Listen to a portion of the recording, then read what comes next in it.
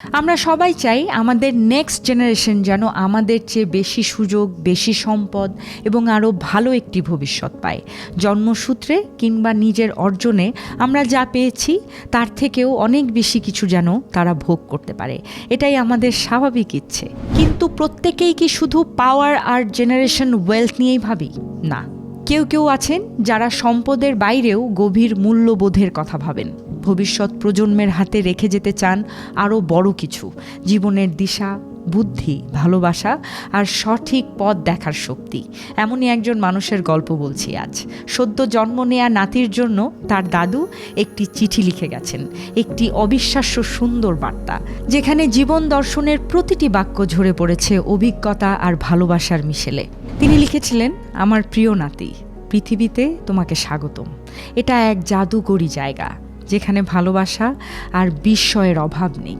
তোমাকে এখানে পাঠানো হয়েছে পৃথিবীটাকে আরও সুন্দর, আরও অনন্য করে তোলার জন্য। আমাদের জীবনে সময় খুব সীমিত, আর যত সময় পাওয়া যাক না কেন, শেষে মনে হবে আরও কিছুটা সময় থাকলে আরও ভালো হতো। কারণ পৃথিবীতে জানার মতো এত কিছু আছে, দেখার মতো এত কিছু আছে, সময় নষ্ট করার কোনো সুযোগই নেই। এই পৃথিবীর সম্ভাবনা অসীম।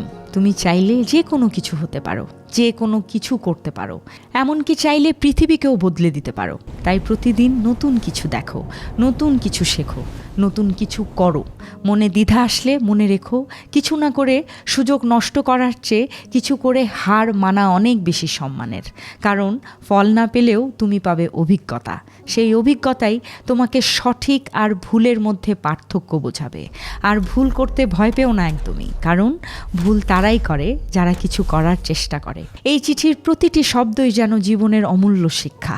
আমরা এগুলো সবাই জানি, কিন্তু শেষমেশ কতজনই বা সত্যি সত্যি মানি? আমাদের প্রত্যেকেরই উচিত এই কথাগুলো বারবার স্মরণ করা। এই কথাগুলো আমাদের প্রত্যেকের জন্য এবং পরবর্তী প্রজন্মের জন্য আসল সম্পদ।